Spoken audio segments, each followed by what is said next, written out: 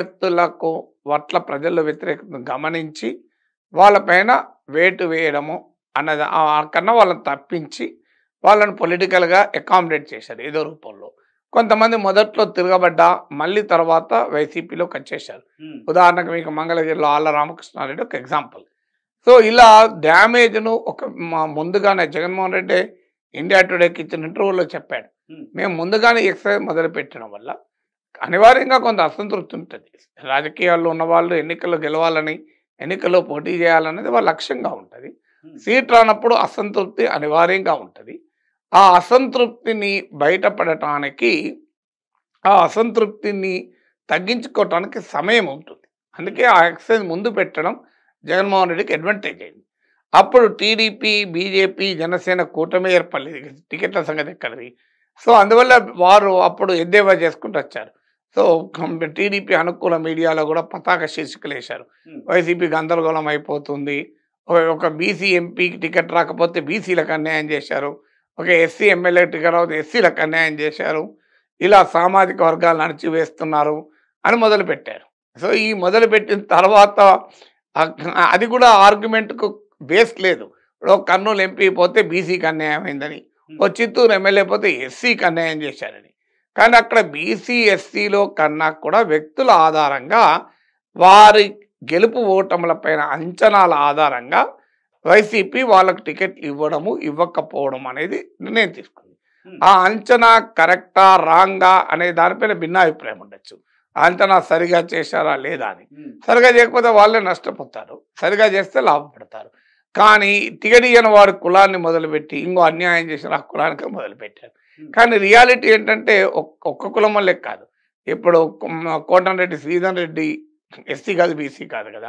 Anam Ramanarayana Reddy SC కాదు, BC కాదు. మేకపాటి చంద్రశేఖర్ రెడ్డి ఎస్సీనా, బీసీనా. ఇలా చాలామంది వెళ్ళారు కదా, మాగుంట. ఇలా మరి వాళ్ళు రెడ్లు కూడా వెళ్ళారు కదా. సో ఉండవల్లిలో శ్రీదేవి వెళ్ళినప్పుడు ఎస్సీకి అన్యాయం జరిగింది అన్నప్పుడు, మరి ఆనం రామనారెడ్డి, కోటంరెడ్డి శ్రీధర్ రెడ్డి, మీకు మేకపాటి చంద్రశేఖర్ వెళ్ళినప్పుడు రెడ్లకు అన్యాయం జరిగిందని కూడా అనాలి కదా. వేమిరెడ్డి ప్రభాకర్ రెడ్డి వీళ్ళంతా మామూలు రెడ్లు కాదు కదా, పెద్ద పెద్ద రెడ్లే కదా. మాగుంట వీళ్ళంతా పెద్ద రెడ్లే. మరి పెద్ద రెడ్లంతా కూడా వెళ్తున్నప్పుడు అనాలి కదా. సో అందువల్ల ఈ ఈ తతంగం అంతా నడిచింది. ఈ విమర్శలన్నీ ఎదుర్కొన్నారు. అది డస్ట్ అంతా సెటిల్ అయింది. ఎక్కడ కొంతమంది వెనక్కి కూడా వచ్చారు. ఇప్పుడు నేను ఎగ్జాంపుల్ చెప్పిన ఆళ్ళ రామకృష్ణారెడ్డి. సో సఫిషియెంట్గా టైం ముందుగానే ఈ ప్రాసెస్ అంతా పూర్తి చేసి, అది వైసీపీకైనా టీడీపీకైనా తప్పదు అసంతృప్తుల బెడద అనేది.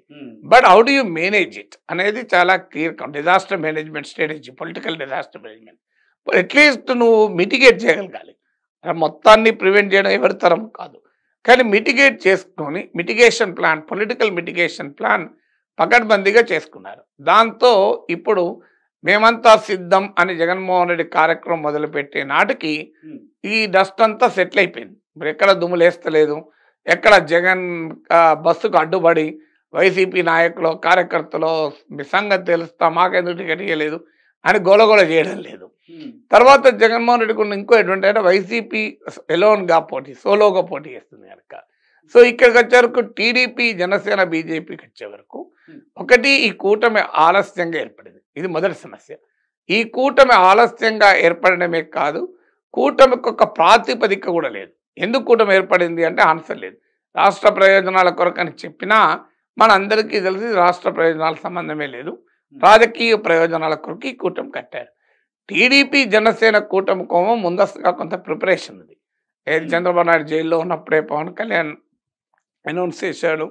గత కొంతకాలంగా వైసీపీని ఓడించడానికి కూటమి కట్టాల్సిందే అని టీడీపీ, అటు జనసేన వాళ్ళ శ్రేణులకు, వాళ్ళ ఓటర్లకు తీసుకెళ్లారు. రెండు పార్టీల్లో కూడా అవసరం, మనము విడిగా నేరుగా వైసీపీతో ఢీకొంటే లాభం లేదు అని టీడీపీకి అర్థమైంది.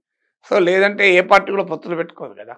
సో టీడీపీ ఏంటంటే వైసీపీతో డైరెక్ట్గా కనుక ఫైట్ చేస్తే ఇట్స్ ఎ గాన్ మ్యాచ్, అయిపోయింది కదా, దానికి ఏమి పోటీలో కూడా ఉండరు. అందువల్ల వారు జనసేన కలిస్తేనే మనం పోటీ ఇవ్వగలము అని గుర్తించి ముందుగానే జనసేనను కలుపుకున్నారు. జనసేనకు కూడా గత అసెంబ్లీ ఎన్నికల అనుభవం ఉంది. పవన్ కళ్యాణ్ 2 సీట్లు ఓడిపోయాడు, ఒక్క ఎమ్మెల్యే గెలిచాడు. సో ఈసారి అసెంబ్లీలో బలమైన ప్రెజెన్స్ లేకపోతే పార్టీ ఉనికి అస్తిత్వం ప్రమాదంలో పడుతుంది అని పవన్ కళ్యాణ్ కూడా అంచనాకొచ్చారు. అందువల్ల ఇది ఉనికిని అస్తిత్వాన్ని అసెంబ్లీలో చూడాలి అంటే బీజేపీతోనే ఉంటే సరిపోదు, టీడీపీతో కలవాల్సిందే అని. సో ఇక్కడ వరకు క్లియర్గా ఉంది. కానీ బీజేపీ విషయంలో ఆ ముందస్తు ప్రిపరేషన్ లేదు, ఒక కామన్ నరేటివ్ ఎందుకు కలిశారని. ఈలోగా పరస్పర అపనమ్మకాలు, మోడీ తిల్కలూరిపేట సభలో చేసిన ప్రసంగం తీరు నుంచి మొదలుకొని రఘురామకృష్ణరాజు ఎపిసోడ్ వరకు అసలు బీజేపీ టీడీపీల మధ్య ఒక కెమిస్ట్రీ ఉందా అని అనుమానం కలుగుతుంది. తర్వాత పార్టీల మధ్య అడ్జస్ట్మెంట్. ఇప్పుడు పవన్ కళ్యాణ్ పిఠాపురంలో పోటీ అనుడితోనే టీడీపీ నుంచి వర్మ తిరగబడ్డాడు. మళ్ళీ తర్వాత మేనేజ్ ఇక్కడికి రాబోతున్నాను నేను. ఇంట్రెస్టింగ్ నాగేశ్వర్ గారు, మీరు అన్నట్టుగా పిఠాపురానికి సంబంధించి ఇటు పవన్ కళ్యాణ్కి వర్మ నుంచి సగ అక్కడ తగులుతున్న పరిస్థితి చూసాం. కానీ అక్కడ పెన్నం దొరబాబు అక్కడ ఆమెకు మద్దతు ఇస్తున్న పరిస్థితి. సో ఈ నేపథ్యంలో ఈక్వేషన్స్ ఎలా మారే అవకాశం అంటే పిఠాపురం వరకు ఏం జరుగుతుంది అనేది కాదు మనకు. అందువల్ల అది మళ్ళీ తర్వాత ఇప్పుడు ఆయన మద్దతు కూడా ప్రకటించాడు వర్మకి. సమస్య అది కాదు. నేను అనేది ఏంటంటే ఈ ప్రాపర్ ఎక్సర్సైజ్ అనేది జరగాలి. అంటే ఆపరేషనల్ యూనిటీ, మిత్రపక్షాల మధ్య ఆపరేషనల్ యూనిటీ రావాలి. ఆ ఆపరేషనల్ యూనిటీ ఇంకా రావడం లేదు. పరస్పరం అనుమానాలతో అపనమ్మకాలతో పార్టీలు కలుస్తున్నాయి. బీజేపీలోనైతే అసలు మా వాళ్ళ వీళ్ళు టీడీపీ వాళ్ళ అనే అనుమానం కూడా కలుగుతుంది. ఎందుకంటే సోము వీర్రాజు, మీకు విష్ణువర్ధన్ రెడ్డి ఇలాంటి వాళ్ళు జీవీఎల్ నరసింహారావు టీడీపీ పట్ల క్రిటికల్గా ఉన్నవారు. గతంలో వీరికి టికెట్ రాలేదు. టీడీపీకి అనుకూలంగా ఉన్నారని భావించబడే విష్ణుకుమార్ రాజు, మీకు సుజనా చౌదరి, పురంధేశ్వరి వీళ్ళ టికెట్లు వచ్చాయి. దీనివల్ల ఏమవుతుంది అంటే బీజేపీలోనే అంతర్గతంగా పెద్ద చర్చ నడుస్తుంది. అసలు వీళ్ళు మన అభ్యర్థులా తెలుగుదేశం అభ్యర్థులా అని. సో అందువల్ల ఆ కెమిస్ట్రీ మాత్రం క్లియర్గా వికటిస్తుంది. కూటమిలో ఆ కెమిస్ట్రీ మాత్రం సెట్ కావడం లేదు. ఇక్కడ తెలుగుదేశం పార్టీ కూడా కొన్ని కార్యక్రమాలతో ముందుకెళ్తోంది. ముఖ్యంగా బస్సు యాత్రలకు, వైసీపీకి సంబంధించి బస్సు యాత్రలతో ముందుకు వెళ్తుంది. ఇప్పుడు టీడీపీకి సంబంధించి కొన్ని కార్యక్రమాలతో ముందుకు వెళ్తుంది.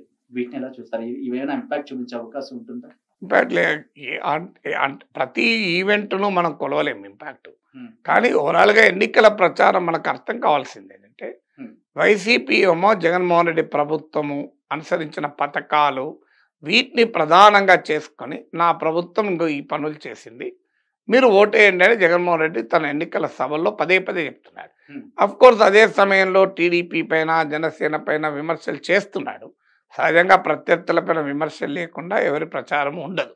కానీ ప్రధానమైన ఫోకస్ జగన్దోమో తన ప్రభుత్వము, తన పథకాలు, సంక్షేమము వీటిని పైన కేంద్రీకరిస్తున్నారు. అయితే అభివృద్ధి జరగలేదు అన్న భావన తనకు నష్టం కలిగిస్తుందని గుర్తించి ఈ మధ్యకాలంలో సంక్షేమం అన్న పదం మాత్రమే వాడతలేరు. సంక్షేమంతో ఇంటింటి అభివృద్ధి అన్న పదం వాడుతున్నాడు.